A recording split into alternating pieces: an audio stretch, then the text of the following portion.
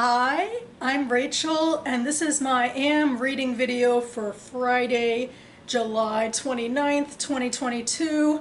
Going up on a Saturday, as is my custom, or if I'm even lucky enough to get to this and, not doing it another random day when I'm hoping to do Friday reads. But anyway, it has been actually a little under a week since I did an AM reading video, and I was waiting to basically finish something up and have a little bit more significant stuff to talk about. But another thing I want to do, considering that I am a bit off my hopeful schedule here, is make this a quicker video than several of my most recent ones, because I have more scheduling stuff I want to get through throughout the weekend. So anyway, without further preamble, here we go. As always, I will start with the next short story in this Dorothy Parker collection that I have been reading story by story in my AM reading videos since last May. The story I read this week was called The Standard of Living, which she published in 1941, and it centers around two young women who are stenographers. Their names are Annabelle and Midge, and the story explains to us that they make between like 16 and 1850 a week, and actually off the top of my head, I do not know how to compare that to today, but my assumption is that it's relatively middle class, maybe lower middle class, and that they give half of that money to help their families out. So they're doing all this work, and they're not necessarily feeling the full effects, in terms of lifestyle of their own. And that's very much what this story is centered around, that they play this game, the two of them, about like, what would you do if some, unknown saintly relative died of natural and peaceful causes and happened to give you $1 million with the stipulation that you could only spend it on yourself and, not give half of it away to your family. They even try to play with another woman from the office, and she goes into, well, the first thing I'd do is hire a hitman to kill someone I hate. And they're like, no, that's not the point of this at all. The point, obviously, is to fantasize about if you had unlimited money to spend on only yourself and, not worry about the bills or anything, what would you do? And it goes into, I guess, this idea of classy living, because at one point, the two women get into a tiff about, like, the type of fur coat that they buy and what's, classy and what's like, low class, I guess. And of course, this is all purely speculative. And the story ends with them going in front of like a really high-end jewelry store, seeing a string of pearls, debating how much they may cost, and that they end up lowballing it by a lot, because they go into the store where they are allowed in and they put on a disdainful affectation, which again seems to be commentary about like being so rich to be above it all. And the pearls are something like for $250,000. And they're stunned by this, really, because it's such a ludicrous amount of money. And so they, for a moment, go into like that salesperson has his nerve, which could be commentary about how expensive things are. I'm not sure how much of this really is about commentary on the excesses of this glitzy lifestyle and how much apparently the uber rich can afford to pay for these pieces of jewelry, basically. But anyway, they're still like embroiled in their game, When you're struggling along and paying your bills for yourself or your family, speaking from personal experience myself all this time later, there's that whole gestalt of, I guess, fantasizing about not caring about money and what it would be like, and what sort of lifestyle, in a way, it has to feel frivolous. I've also been thinking a lot about television lately, the television that I enjoy today, which is largely prestige but sci-fi and fantasy shows, and they easily cost like hundreds of millions of dollars a season. And of course now the new Lord of the Rings prequel is coming out in September, and that's purported to cost Amazon $1 billion, by the end of 5 seasons. I mean, they've only filmed 1 season so far, but I think even that cost $450 million. And it's just something I've been involved in myself personally because San Diego Comic-Con just happened. So I've been thinking about all this stuff, but in a way that feels like so excessive. It's so excessive to spend that much on a show, and I'm so excited to watch it. So it's my own strange commentary on a standard of living, perhaps. But anyway, I will step off this ramble now. The book I just finished is The Thousand Eyes by A.K. Larkwood, which is her sequel to The Unspoken Name. This is epic high fantasy, secondary world fantasy, and it takes place in this society that's sort of a broken society that like ages ago they were ruled by like this snake goddess who was then destroyed. I think in the process she did a bunch of destruction herself, which is why, you know, the people under her were keen to destroy her. But she's so powerful that she was broken apart, but, you know, there were shards of her, like, you know, deity and immortality that were still in the world and found new vessels, largely mortal people who she sort of, you know, molded with. And there are other gods in this story as well. And we're in sort of a new age, but shortly after I talked about this book last week, I think I just read part 1, which actually I think feels a little different than the rest of the book, because there was a major shift, and spoiler alert, we jumped 15 years into the future after this major shift, which kind of brought all the characters into a new age, and there were new god associations, and spoilers about the interactions between the mortal characters and the immortal god characters. And I guess I'm torn. You know, I read some reviews and I think they liked the fact that the story jumped 15 years and didn't get, you know, lost in the mire of things that maybe didn't matter. And I'm reminded of A Song of Ice and Fire and George R.R. Martin's Myronese Knot, of like stuff in Marine that like he wants to get through, but it's kind of slogging up the rest of the story.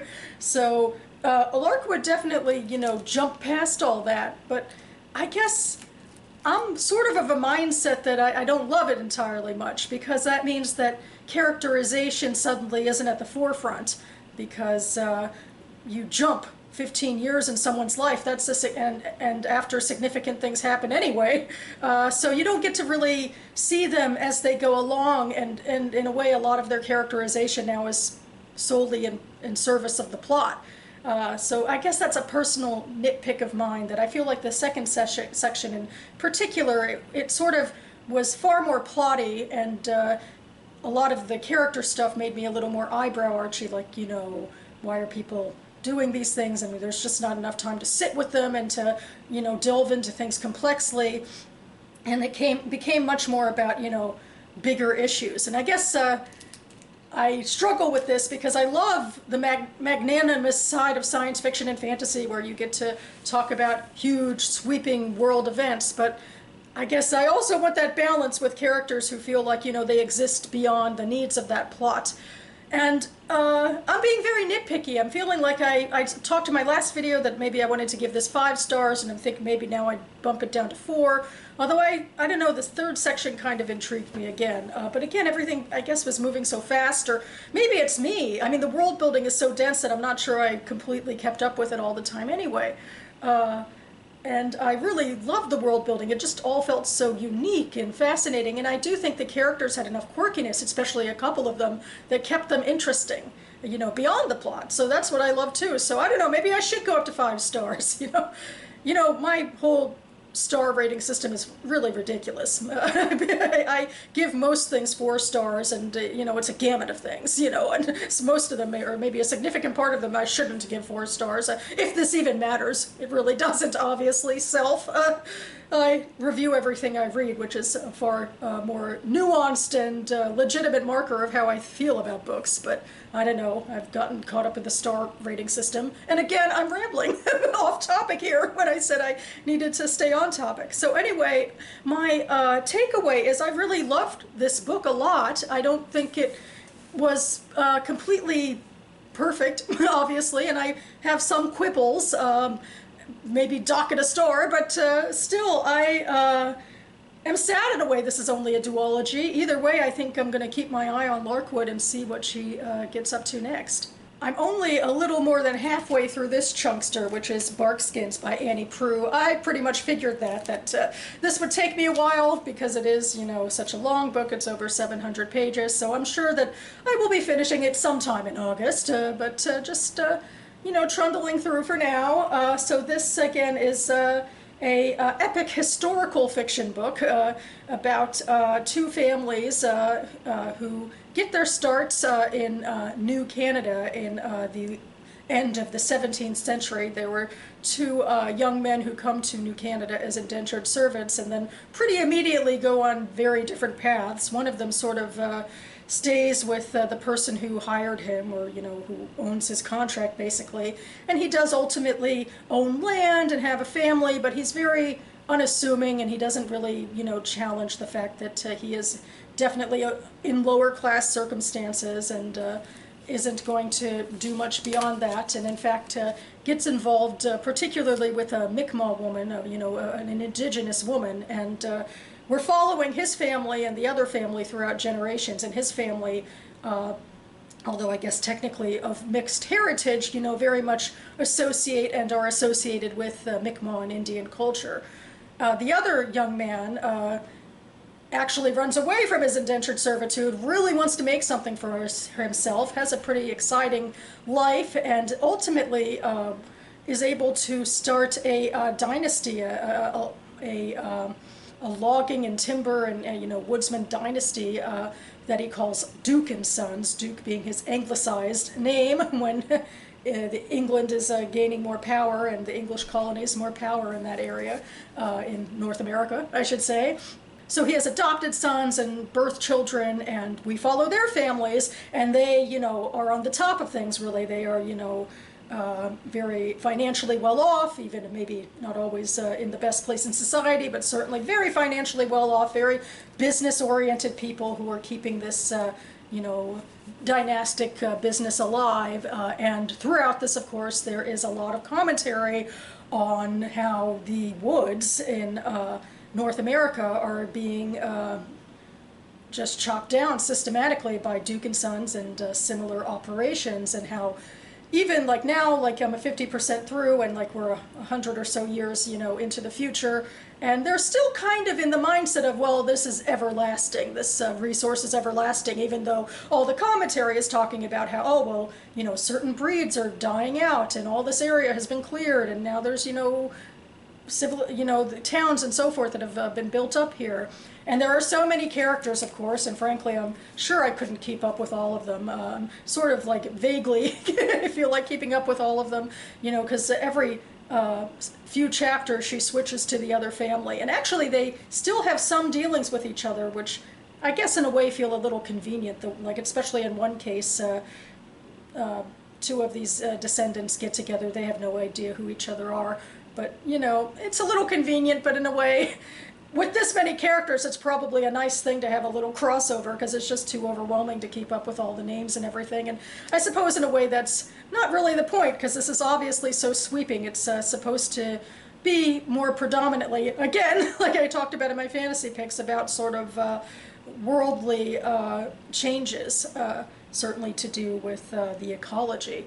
And I do feel like, I don't know if I'd call it heavy-handed, but she talks a lot about, obviously, deforestation and its effects, and it's overwhelming to think about, especially because I live in North America. I am, you know, the product of deforestation. That's, you know, that means that I get to live in a city that has, you know, a lot more buildings than it does trees, and you know, it's the lifestyle that I was born into. But to look back on it and to realize just how devastating it's been, and also just how dangerous, you know, these woodsman, you know, jobs are or were in the past. I mean, there's just a lot of fascinating historical world building going on as well. So, I mean, it's just this is just a tour de force. It's just a really impressive piece of historical fiction writing. So I guess in terms of my unimportant star ratings, I think I might just give this one a 5, just because of just how massive and impressive this is. But anyway, I do still have a little less than half of it to go, so who knows. But, you know, I feel like, you know, I get the way that this is going now, you know, a few chapters, we're going through the generations. I think we're going to end up in the 20th century. Maybe I'll have to hold this book up again in August and talk about finishing it at last. But either way, I'll, you know, write a review about it and on Goodreads, so there's that. And finally, this is my final read of the month, which I have technically started, but I haven't gotten any further with in the last few weeks. This is YUDL and Other Short Stories by Layle Silbert. Much like with BARKSKINS, this was at the top of my Goodreads TBR, so that meant that I wanted to get to it this year anyway. And then I also wanted to get to it in July because I try to privilege short story for my birthday month.